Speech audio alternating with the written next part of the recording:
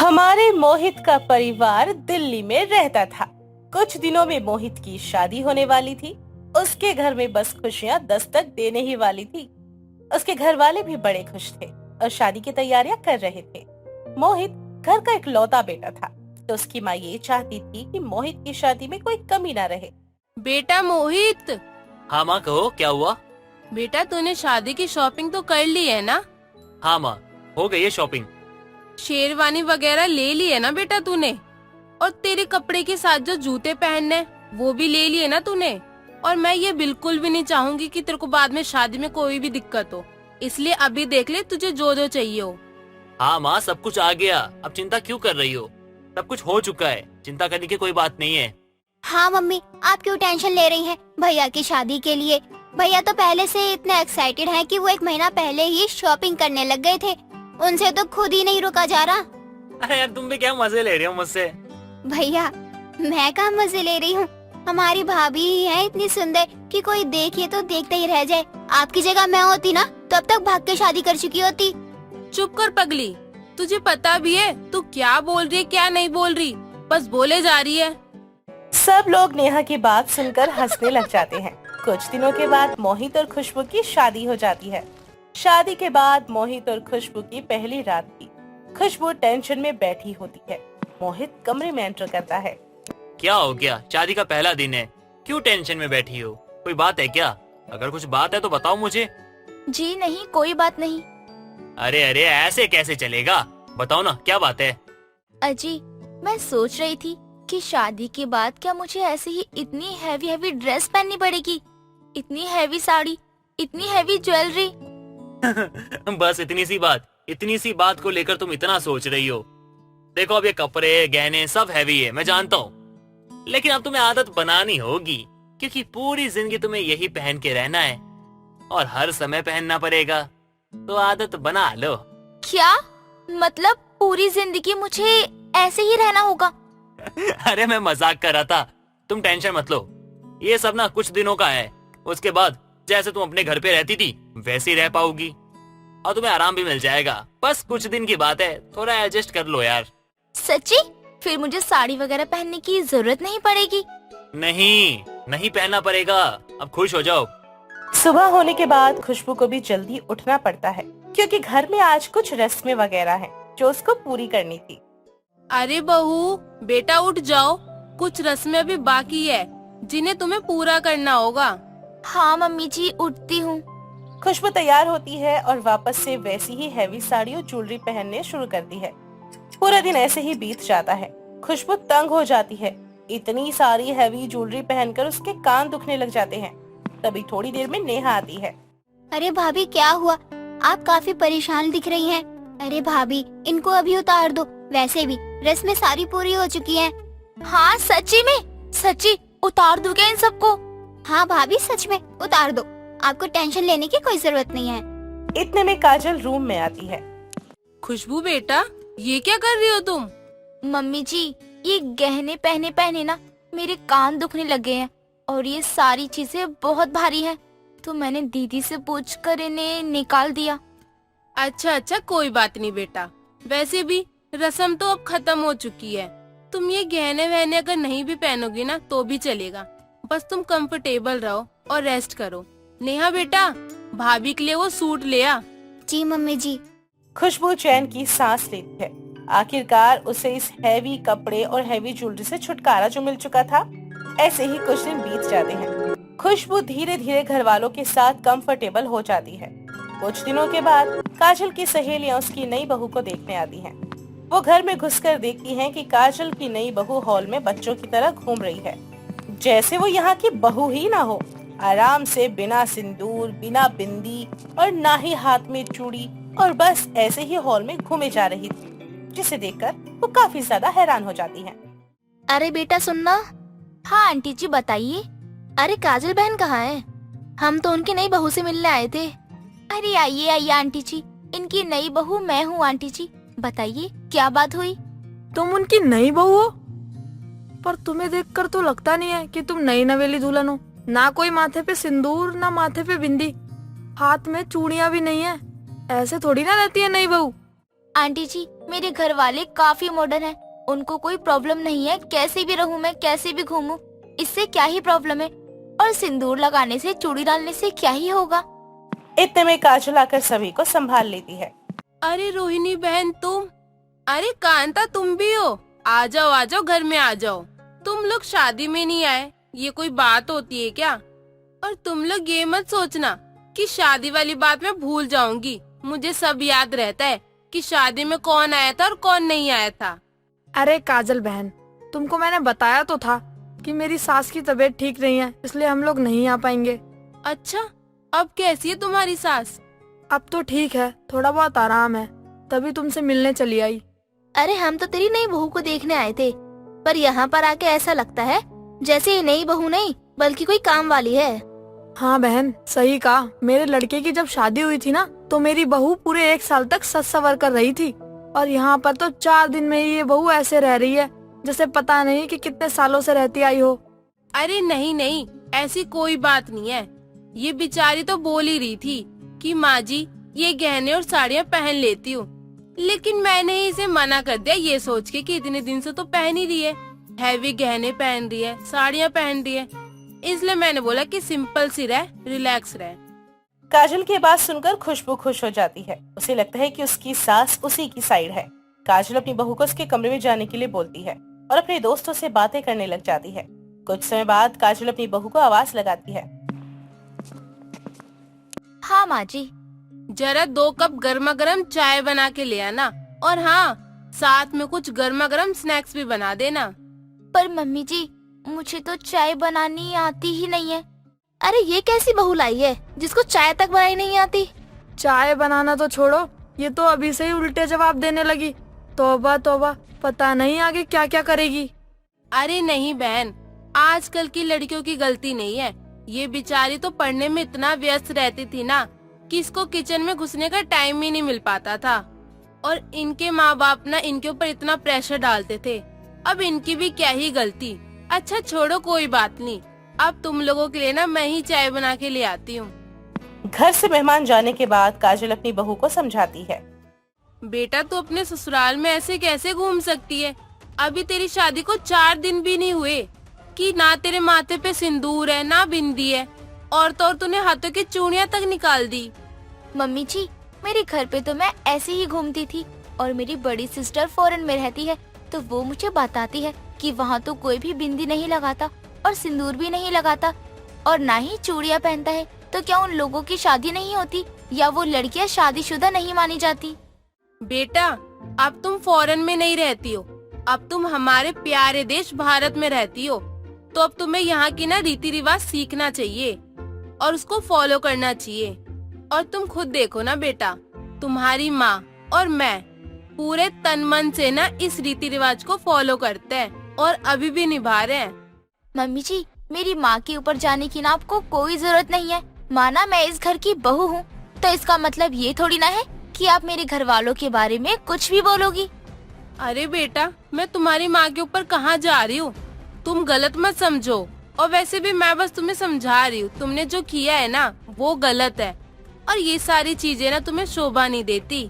खुशबू वहाँ से बिना कुछ सुने गुस्से की एक्टिंग करते हुए वहाँ से चली जाती है। कुछ समय के बाद मोहित ऑफिस से घर आता है। घर आते ही वो देखता है अपने रूम में जाकर कि उसकी बीवी मुंह फुलाए बैठी हुई है। अरे खुशबू, क्या हुआ? तुम मुंह बनाकर क्यों बैठी हो? कोई बात है क्या? तुम अपनी मम्मी को समझा लो, पता नहीं क्या क्या बोलती है मेरे घर वालों के बारे में। अरे मैं यहाँ बहू बनकर आई हूँ, इसका मतलब ये तो नहीं है ना कि मैं कुछ भी सुनूंगी। अरे बात क्या है ये तो बता दो। जाओ, जाकर अपनी मम्मी से ही पूछो। मोहित अपनी माँ के पास जाता है और वो देखता है कि उसकी माँ भी काफी गुस्से में है। अरे माँ, क्या हो गया? आप इतने गुस्से में क्यों लग रही हो? वहाँ खुशबू मुंह बनाकर बैठी है और यहाँ आप गुस्से में हो। क्या रहा है यहाँ पर? कोई बताएगा मुझे कुछ? बेटा मैं तुझे क्या ही बताऊं कि आज क्या क्या हुआ है। अरे माँ, पहले बताओ तो सही, हुआ क्या है? काजल मोहित को सारी बातें बताती है। मोहित बात को समझता है। वो खुशबू को समझाने की कोशिश करता है, लेकिन खुशबू वो कहाँ मानने वालों में से एक थी। खुशबू तो सुनने को भी तैयार नहीं थी। बिना किसी वजह के वो मोहित के सामने रोने लग जाती है। अगर आप लोगों को मुझसे इतनी ही दिक्कत है तो मैं अपने मायके चली जाती हूँ। मोहित माहौल को जैसे तैसे शांत करता है। अगली सुबह खुशबू तैयार हो रही थी। तुम कहाँ जा रही हो? मैंने कल तुमको समझाया था ना।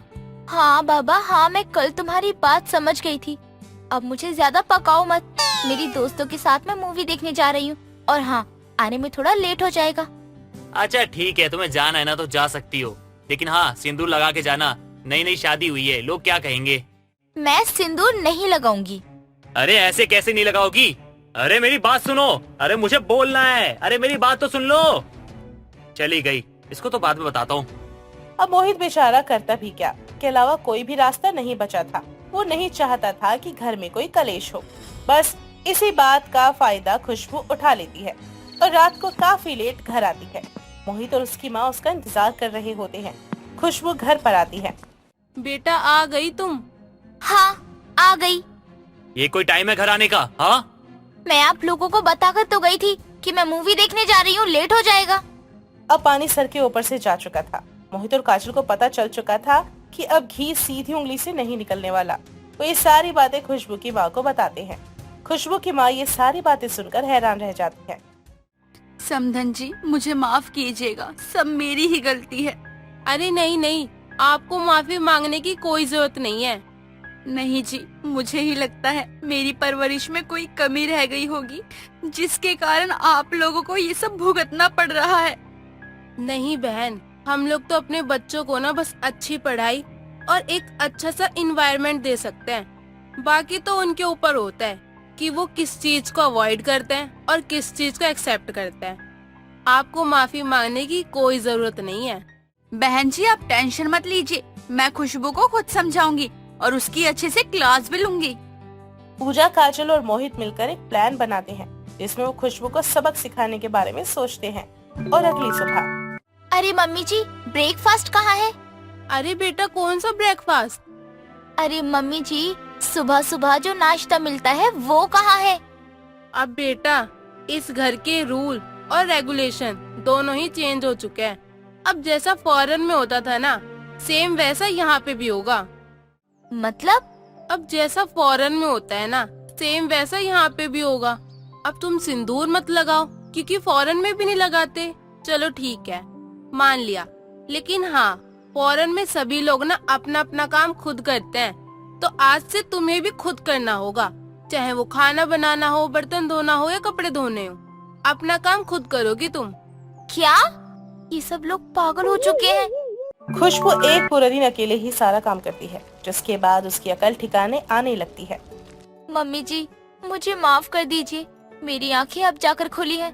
मैं कितनी गलत थी, आगे से ऐसा कोई काम नहीं करूंगी।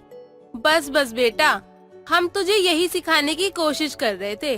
और वो पुरानी कहावत है ना कि सुबह का भूला अगर शाम को आ जाए तो उसे भूला नहीं कहते। खुशबू सारी बातें समझती है, आगे से गलती ना दोहराने की कसम भी खाती है। बांदरपुर गांव में तुलसी अपने पति गंगू और बेटी खुशी के साथ रहा करती थी। तुलसी और गंगू खेती बाड़ी करके अपने घर को चलाया करती, लेकिन इस बार गंगू की फसल कुछ खास नहीं हुई थी, जिससे गंगू बहुत चिंता में था और वो अपना पिछला कर्जा और आने वाली दिवाली का खर्चा कैसे उठाएगा ये सोच रहा था। तुलसी, खाना लगा दो, मुझे बची हुई सब्जियां लेकर मंडी भी जाना है। अरे भाई, मुझे तो कुछ समझ में भी नहीं आ रहा है कि इस दिवाली में तुम्हारी और खुशी की पसंद की चीजें कैसे ला पाऊंगा मैं। आप चिंता मत कीजिए, सब ठीक हो जाएगा। मुझे मेरे भगवान पर पूरा भरोसा है। मैं एक असहाय पिता हूँ जो अपनी बच्ची की जरूरत की चीजों को भी पूरा नहीं कर पा रहा हूँ, ना ही उसे खुशी दे पा रहा हूँ। पापा, मुझे रिया ने मारा और कहा कि मेरे कपड़े गंदे हैं और मैं गरीब हूँ और मैं उन बच्चों के साथ नहीं खेल सकती हूँ। मैंने तो तुझे कितनी बार मना किया है, तू मत जाया कर उनके साथ खेलने, लेकिन तू है कि मेरी बात मानती ही नहीं है। अरे तुम खुशी को क्यों डांट रही हो, वो तो बच्ची है। पापा, इस बार मुझे साइकिल चाहिए दिवाली पर। मेरे सभी दोस्तों के पापा ने उन्हें साइकिल दिला रखी है, मुझे भी साइकिल चाहिए। नहीं, इस बार तो साइकिल तो क्या, हम नए कपड़े के बारे में भी नहीं सोच सकते बेटा। खेती में पहले ही बहुत नुकसान हो चुका है और अब नहीं लगता कि दिवाली के लिए भी पैसे होंगे हमारे पास।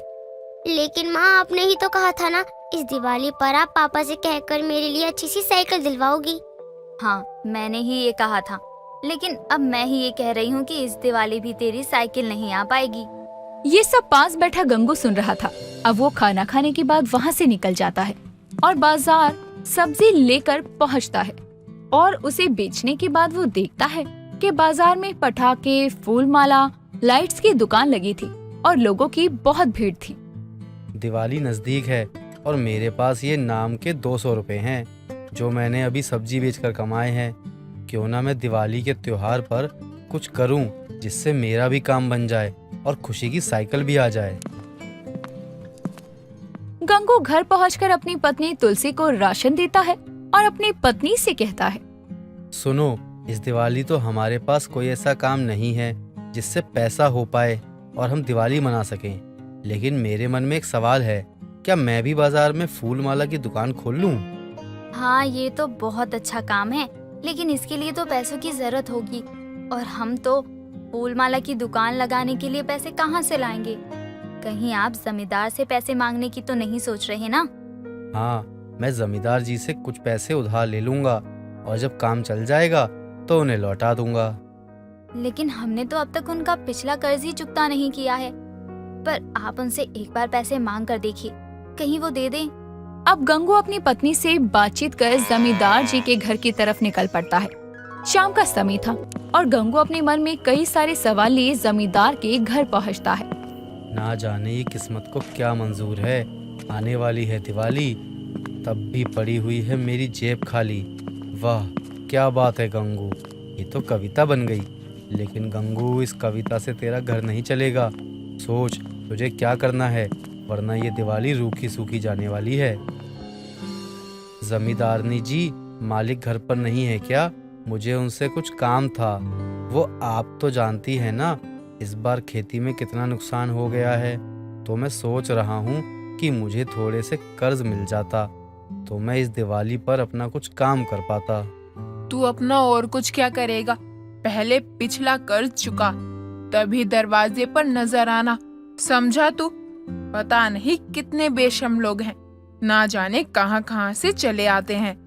जमींदारनी जी, मैं जल्द ही आपके पैसे चुका दूंगा, बस इस दिवाली तक का मुझे थोड़ा सा और समय दे दीजिए। नहीं नहीं, तुझे मैं अब और कर्ज नहीं दे सकती हूँ, बल्कि 1-2 दिन में मैं अपने नौकर रामू को तेरे घर भेजने वाली थी। लेकिन तू तो इतना भिखारी निकला कि पैसे देने से पहले यहाँ भीख मांगने पहुँच गया। नहीं नहीं, ऐसी बात नहीं है जमींदारनी जी, मैं आपके पैसे जल्द ही लौटा दूंगा। अच्छा तो मैं चलता हूँ और जल्द ही आपके पैसे भी लौटा दूंगा। इतना बोलकर गंगू वहाँ से अपने घर की तरफ निकल पड़ता है। गंगू बहुत ज्यादा उदास था और अपनी तंगहाली के बारे में सोच रहा था और अब वो अपने घर पहुँचता है। अरे क्या हुआ, इतने उदास क्यों हैं आप? जमींदार जी ने पैसे नहीं दिए? मुझे तो पहले से ही पता था। जमींदार जी घर पर थे नहीं और जमींदारनी जी ने खाली पीली इतना को सुना दिया और पैसे भी नहीं दिए। कोई बात नहीं, ये लीजिए मेरे गहने जो मुझे मेरी माँ जी ने दिए थे। आप इसे गिरवी रखकर जो पैसे मिले उसे फूल माला की दुकान में लगा देना। अब अगली सुबह ही गंगू उठकर अपनी पत्नी के दिए हुए गहनों को सुनार के यहाँ गिरवी रख कुछ पैसे लाता है और उससे वो बाजार में फूलों की दुकान खोलता है। लेकिन जहाँ गंगू अपनी फूलों की दुकान खोलता है वहाँ पहले से ही फूलों की दुकानें थी। क्यों रे, किससे पूछ कर तूने यहाँ दुकान लगाई है? तेरी आंखों में मोतियाबिंद है क्या? दिखता नहीं यहाँ पहले से फूलों की दुकान है और यहाँ पर तूने अपनी दुकान खोल ली। देखिए, आप तमीज से बात कीजिए।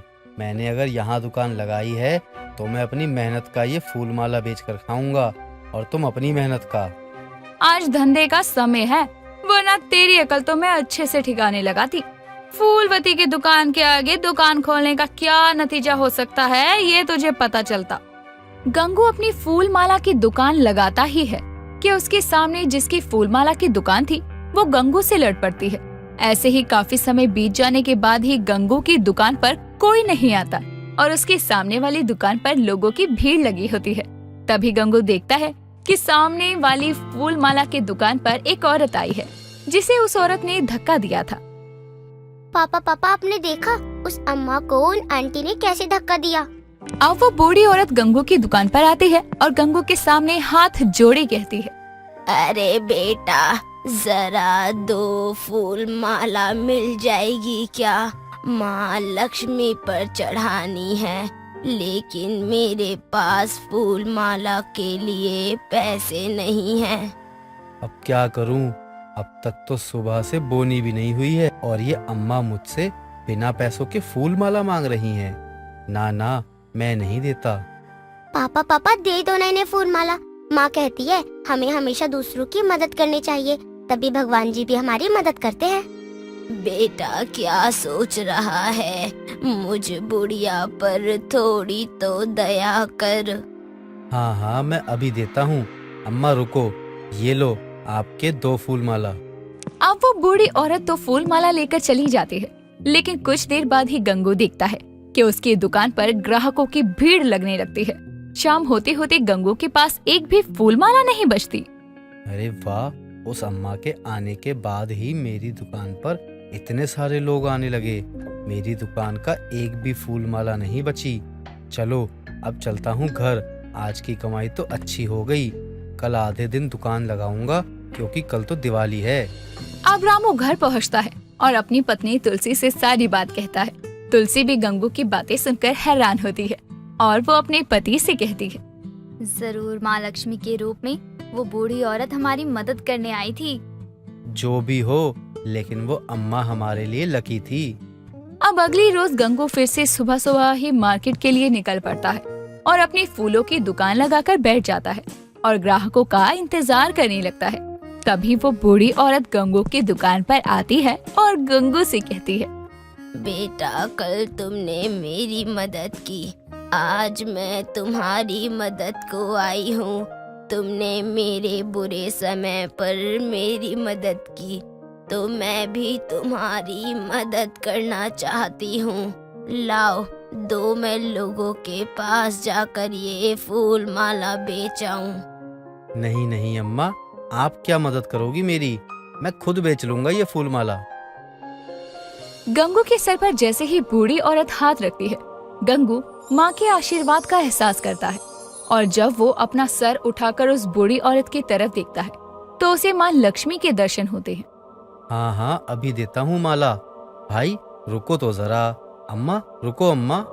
अब वो बूढ़ी औरत तो वहाँ से चली जाती है, लेकिन दिवाली वाले दिन भी गंगू की फूल माला से अच्छी कमाई होती है, जिसे वो अपने घर के लिए तो सामान लेता ही है, लेकिन अपनी बेटी खुशी के लिए एक अच्छी सी और नई सी साइकिल भी खरीदता है।